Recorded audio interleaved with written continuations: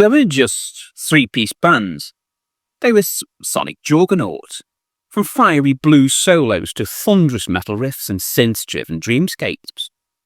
These trios changed the game without really needing that fourth person. So welcome to a journey through 8 legendary trios who punch far above their weight. Now whether you're a fan of bone-rattling rock, hypnotic electronica, or punk that shoot the suburbs, these bands prove three's never a crowd when the chemistry is right. Let's kick things off with an Irish blues rock beast. Tastes like a lit match dropped into a whiskey barrel. Raw, explosive and unforgettable. Formed by Rory Gallagher as a teenager, the band fused deep blues roots and rock grit. After moving to London and signing with Polydor, they released 2 studio albums. Both of these were packed with fiery solos and Gallagher's emotional, razor-sharp playing. Although they only lasted a few years, taste left an outside mark. Their legendary performance at the 1970 Isle of Wight Festival, for example, put them on the map alongside Hendrix and The Who. And after their split, Rory went solo and became one of blues rock's most respected figures. Check out these tracks. What's Going On? A stormy blend of groove and guitar fire. What's going on? Can you correct my vision? Blister on the Moon. Early power trio energy at its finest. Everyone is saying what to do and what to think. When to ask permission when you feel you want. And I'll Remember. Moody, blues-drenched storytelling. And the whole world looks upside down. I remember. Next up, Grand Funk Railroad. And these were the working man's rock band. Founded by Mark Farner, Don Brewer and Mel Shacker. They built their reputation the old school way. Relentless touring and full-tilt live shows. They were often snubbed by critics, but fans made them legends. Their DIY ethos, heavy grooves and unpretentious style made them the voice of blue-collar America. And by the mid-1970s, they were selling out arenas and had multiple platinum records under their belt. Songs like We're an American Band and Some Kind of Wonderful became radio staples. Their music wasn't complicated, it just worked. Other tracks to try, apart from We Are an American Band, which is iconic drums and unapologetic swagger. We're an American band. We're an American band. I'm Your Captain, their epic emotional centerpiece. I'm your captain. Yeah, yeah, yeah, yeah. I'm your captain. And foot-stomping music. This is a funk-infused rock that lives right up to its name. We're gonna play this foot-stomping music. Everybody get up and groove, yeah. Next, we're looking at Robin Trower. He started his solo career in 1971 and was known for psychedelic blues rock and guitar work worthy of Hendrix. Though technically he was a solo act, Robin Trower's early work, especially with bassist James Dewar and drummer Reg Isdor, functioned very much like a trio. Trower emerged from Procol Harum and delivered one of the most atmospheric blues rock sounds of the 1970s. His guitar tone, drenched in reverb and soul, drew comparisons to Hendrix, but he had his own distinct vibe, moody, melodic and intensely expressive. His 1974 album Bridge of Sighs is a Desert Island record for many guitarists, with its thick grooves and mournful solos. Trower's longevity as a touring and recording artist proves that quality and tone never really go out of style. His essential tracks, Bridge of Sighs, that's a slow, moody and absolutely haunting. Bridge of Sighs.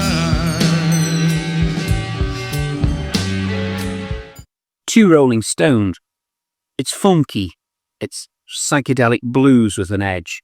That storm that just keeps on rolling.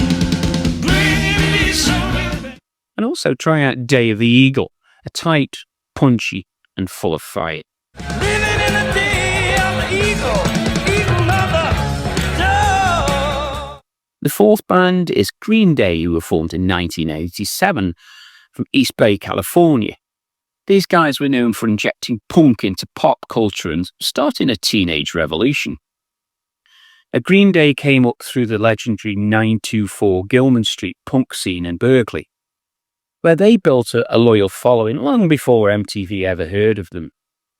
Billy Joe Armstrong, Mike Dirnt and Trey Cool crafted fast, hooky punk with a sarcastic edge. And in 1994, Doogie changed everything. It made punk radio friendly without watering it down, and millions of angsty teens finally found their voice. But they weren't a one-album wonder. In 2004, American Idiot turned them into arena-filling political commentators with a rock opera for the post-9/11 generation. Now, Green Day evolved without losing the essence of their sound. It remained raw, fast, but emotionally real. Some tracks to try out: Basket Case, a pop-punk perfection in under 3 minutes. I am one of those melodramatic fools. American Idiot, that rebellious anthem for the modern age. Don't wanna be an American idiot. Don't want a nation. Finally, When I Come Around, laid-back groove with just enough edge. I'll be found when I come around. The fifth band is Tangerine Dream. These guys formed in 1967 in West Berlin in Germany. They're known for their groundbreaking electronic compositions and cinematic soundscapes. Led by Edgar Froese, Tangerine Dream were more than just a band, they were sonic architects. It was a trio during their peak years, especially with Christopher Frank and Peter Baumann. They created sprawling, hypnotic works that helped define electronic music. Their use of sequences and analog synths really paved the way for ambient, trance and even film scoring.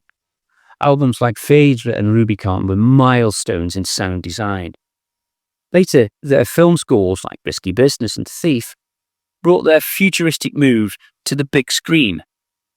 No one sounded quite like them then, and many still chase their shadow now. Tracks to check out: Phaedra,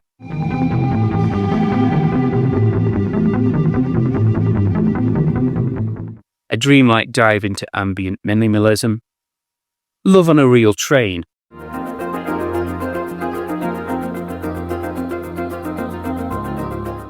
This is a hypnotic and cinematic one from Risky Business. And Rubicon Part 1, an immersive journey into tone and texture. Number 6, the band called The Rods, formed in 1980 in Cortland, New York. They were known for their no-nonsense, old-school heavy metal, but with some heart.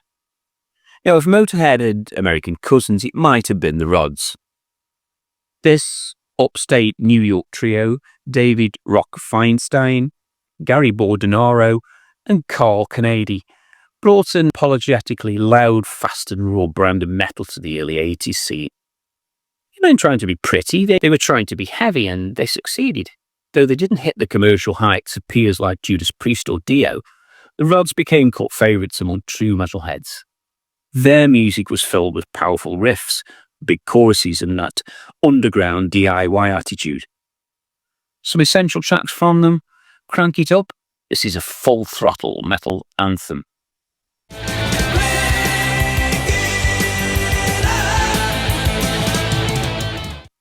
Try Hurricane, an aggressive, energetic, and really quite unforgettable.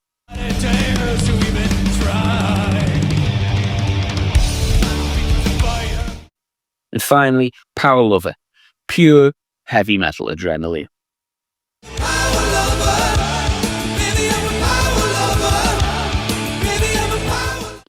The seventh band this time around is Groundhogs. They were formed in 1963 as a backup band, and 1968 as their trio lineup from London. Known for psychedelic blues rock with a progressive edge. The Groundhogs, led by guitarist Tony McPhee, evolved from a blues backing band into one of Britain's most adventurous rock trios. With McPhee at the helm, they took traditional blues and twisted it into new shapes. Sometimes heavy, sometimes abstract, but always compelling. Albums like Thank Christ for the Bomb and Split earned them cult status in the UK underground scene. McPhee's guitar playing was both ferocious as well as experimental. The Groundhogs never chased trends. They built their own sound, bluesy, brainy, and just a little bit bizarre. Try these essential tracks. Cherry Red, a riff heavy and infectious raw.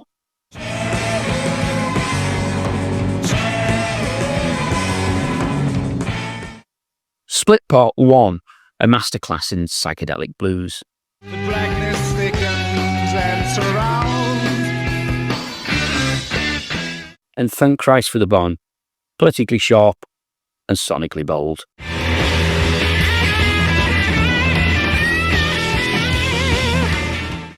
We end this time with Motorhead, formed in 1971 in London, England. These were known for blending punk speed with metal fury.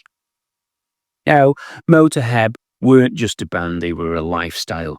Lenny Kilmister, Phil Filthy Animal Taylor and Fast Eddie Clarke created a sound that blurred genres and broke eardrums.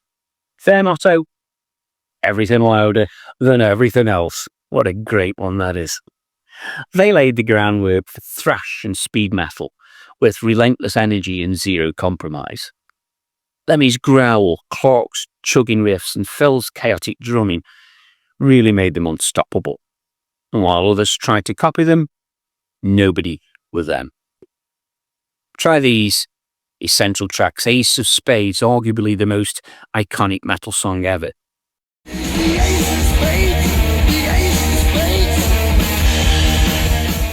Overkill, sheer double bass madness.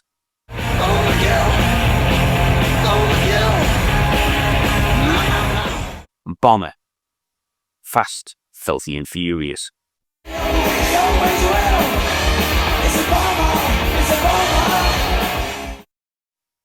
So there's our lineup this time of 8 legendary power trios, what people could do on stage and in the studio. From punk rebellion to ambient innovation, these groups prove less is definitely more. I started this video series off with a look at 8 trios. And that's the video that I want you to watch next. I'll see you over there.